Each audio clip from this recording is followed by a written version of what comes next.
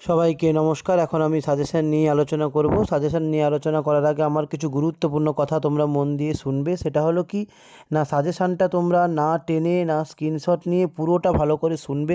কেননা অনেক কিছু প্রশ্ন আমার এখানে লেখা নেই, কিন্তু আমি যেগুলো বলবো সেইগুলো যদি তোমরা ফলো করো ভালো করে রেজাল্ট করতে পারবে, সেই অনুযায়ী পড়তে পারবে। তাই তোমাদের উচিত হবে প্রথমে আমার কথাগুলো ভালো করে শুনে নেওয়া, সেই মতো প্রশ্নগুলো টুকে নেওয়া এবং সেই অনুসারে এখন থেকে উত্তরগুলো কালেক্ট করে পড়তে থাকা। তাহলে দেখবে তোমাদের রেজাল্ট খুব ভালো হবে। এবার আসা যাক সাজেশানে। আমি কি সাজেশান নিয়ে আলোচনা করব না, বারওয়ান ইউনিভার্সিটির সাজেশান নিয়ে আলোচনা করব। এর আগে আমি Kalyani university, Calcutta university suggestion নিয়ে আলোচনা করেছি। এখন আমি বারওয়ান ইউনিভার্সিটি সংস্কৃত অনার্স সেমিস্টার 5 CC11-এর সাজেশান নিয়ে আলোচনা করব। CC11, তাই তোমরা দেরি না করে অবশ্যই চ্যানেলটিকে সাবস্ক্রাইব করো, শেয়ার করো বন্ধুদের। তাহলে এরপরে তোমরা CC12, DSE1, DSE2 সাজেশানও তোমরা পেয়ে যেতে পারবে। তা আসা যাক এখন সাজেশানে। তোমরা দেখতে পাচ্ছ প্রথমে আমি শর্ট কোশ্চেন এখানে খোলা আছে।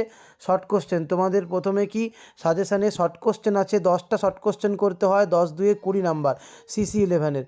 তার জন্য তোমরা কি করবে, এই যে 15টা আছে এই 15টা শুধু করবে না, এর সঙ্গে যেগুলো তোমরা গুরুত্ব দিয়ে করবে সেগুলো হচ্ছে কি, যে সূক্তগুলো তোমাদের পাঠ্য আছে বা ঈশোপনিষদ তোমাদের পাঠ্য আছে বা বৈদিক যে ব্যাকরণ তোমাদের পাঠ্য আছে, ওইগুলো কি করবে, মূল জিনিসটাকে মূল জিনিসটা কি, থিমটা একটু ভালো করে পড়ে রাখবে, মূল বিষয়টা কি। আর সূক্তগুলো থেকে কোন সূক্তটা কোন মণ্ডল থেকে এসছে, সেই সূক্তের কটা মন্ত্র আছে, প্রত্যেকটা মন্ত্রের ছন্দ কি, সূক্তটি ঋষিকে দেবতাকে, হ্যাঁ, বিনিয়োগ কি কি আছে, সেইগুলো যদি একটু ফলো করে যাও, বিনিয়োগ কয় প্রকার ও কী কী, তাহলে এর মধ্যেই তোমরা শর্ট কোশ্চেন পেয়ে যাবে। আর সূক্তগুলোর একটু বিষয়বস্তু, মূল বিষয়বস্তু, তাহলে ওখান থেকে তোমরা এই সব শর্ট কোশ্চেন পেয়ে যেতে পারো।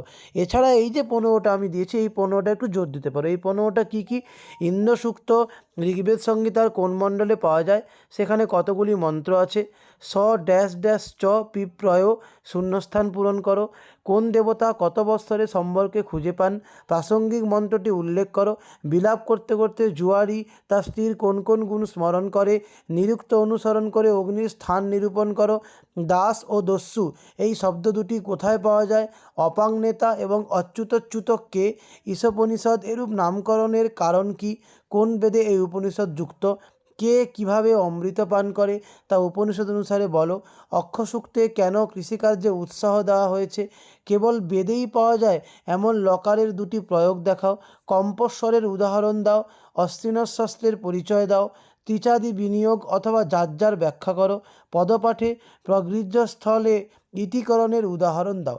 ব্যাস, এই কটা তোমরা একটু গুরুত্ব দিয়ে পড়বে, এর মধ্যে অনেকগুলো চলে আসতে পারে। আর আমি প্রথমে যেভাবে বললাম সেই মতো তোমরা যদি শর্ট কোশ্চেন করে যাও, আশা করি তোমরা সব পেয়ে যাবে। এরপরে আসা যাক তোমাদের 5 নাম্বারের প্রশ্ন কটা করতে হয়, 4টা করতে হয়। এই 4টার জন্য প্রথমেই বলি, তোমাদের মন্ত্রানুবাদ পড়ে, দুটো অনুবাদ করতে হয়, দুটো অনুবাদ 5 5 10। এই দুটো অনুবাদের জন্য তোমরা কি করবে না, তোমাদের যে সূক্তগুলো পাঠ্য আছে, মনে হয় 4টা না 5টা সূক্ত পাঠ্য আছে, তার মধ্যে দেবী আর ইন্দ্র সূক্ত বাদ দেবে। দেবী ইন্দ্র বাদ দিয়ে আর যে সূক্তগুলো আছে সেই সূক্তগুলো যদি সব মন্ত্রগুলো অনুবাদ করে নাও, তাহলে কিন্তু তোমরা দুটো মন্ত্রের অনুবাদ অনায়াসেই পেয়ে যাবে।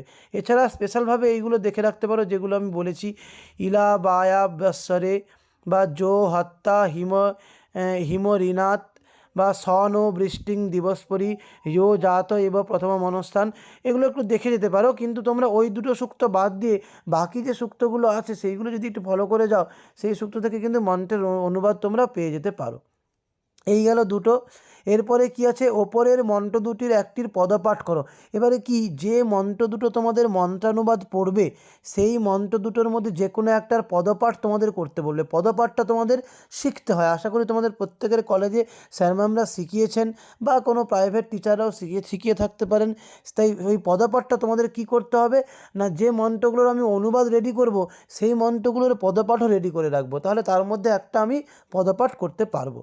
এই গেল সি এর প্রশ্ন।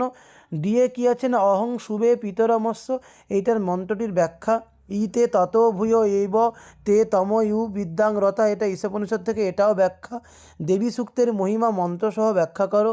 ময়াস ও অন্নমতি, এটাও ব্যাখ্যা। তত্র ক মোহ ক শোক একত্ব অনুপশ্যত, এটাও ব্যাখ্যা। এই কটা ব্যাখ্যা করবে আর এই কোশ্চেনটা করবে দেবী সূক্তের মহিমা।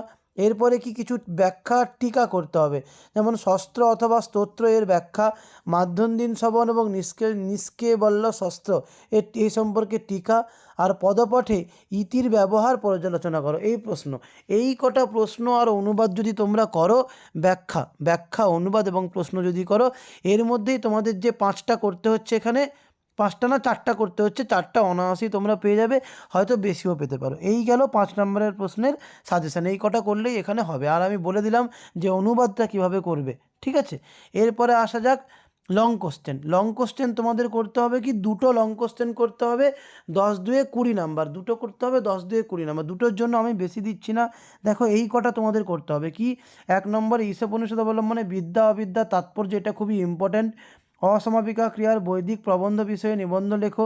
অক্ষ সূক্তে ঋষিকে, এই সূক্তে কিতবের দুর্দশা বর্ণনা করো।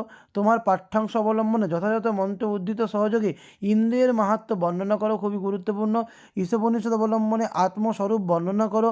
কেবল বেদেই ব্যবহার্য লকারের প্রয়োগ উদাহরণ সহ বিবৃত করো। ঈশোপনিষদের প্রথম 2টি মন্ত্রের দার্শনিক তাৎপর্য দেখাও। মাঝের 2টো প্রশ্ন আমি কেটে দিয়েছি, ওই 2টো করতে হবে না। ব্যাস এই কটা, 1 2 3 4 5 6 7টা, এই 7টা করলে অনায়াসেই তোমরা 2টো পেয়ে যাবে, ঠিক আছে। প্রথমের 5টাও করতে পারো, প্রথম 5টার মধ্যেই তোমরা 2টো পেয়ে যেতে পারো। আশা করি তোমরা বুঝতে পেরেছো। এই হলো তোমাদের টোটাল ধরো সাজেশান CC11-এর।